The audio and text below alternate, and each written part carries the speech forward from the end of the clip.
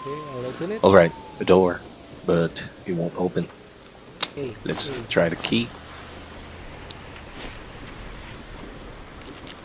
But Okay. it's not working. There may be a password needed. There may be a clue in the letter. The key may be fake.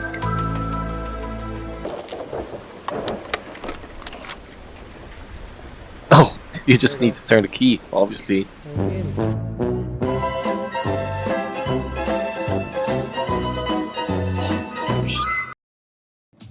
Hello there, Regil here.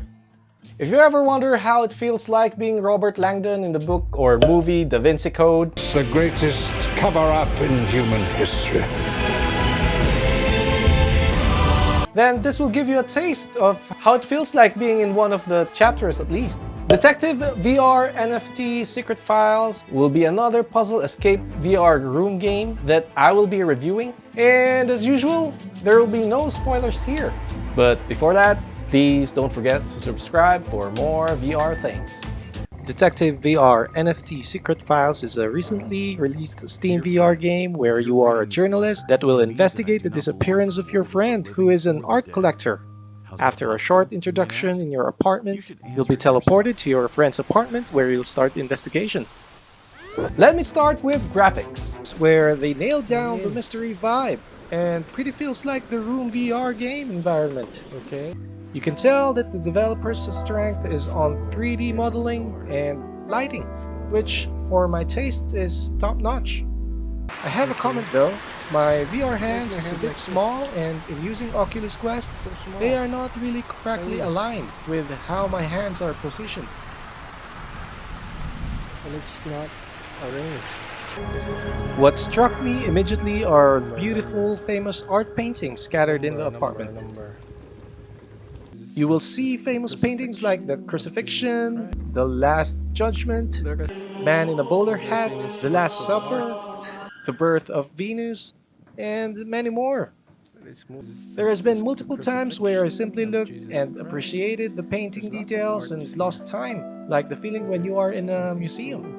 I just wish there was a sandbox mode where these works of art are displayed without the creepy ambient sound and music, and where you can simply look at them without pressure like the museum. So jumping to the game sound as noted, I am not a fan of these horror sounds like the Room VR, which confuses the gamer to think the game is a horror game, even though it's not.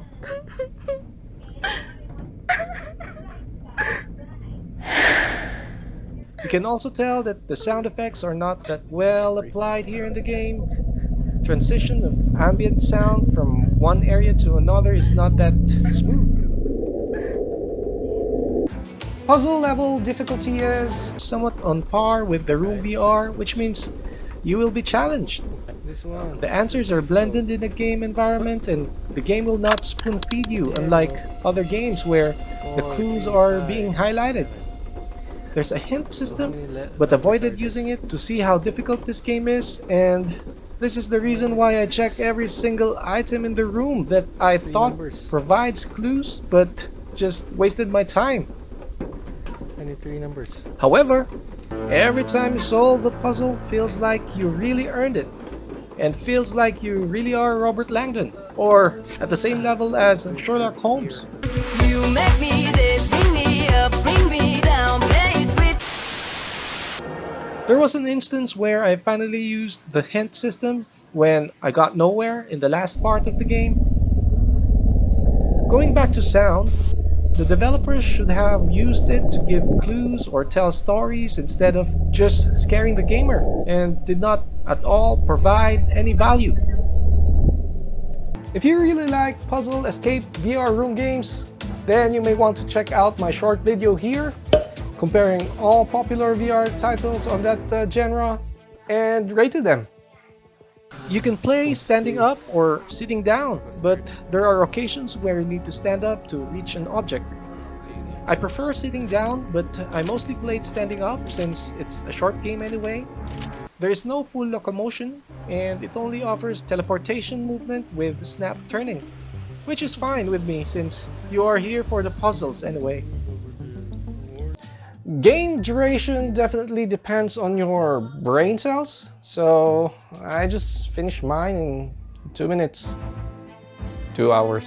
The whole game will be mostly in this one big room, while the two smaller rooms will just have a small role for the story.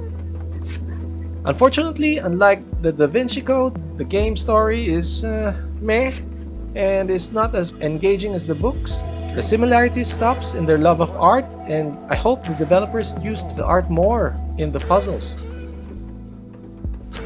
Steam currently sells it at $9, and I think this game are for players that played and liked the Room VR game, and are for those who are itching for more puzzle VR game titles that has the same tone or on a serious tone.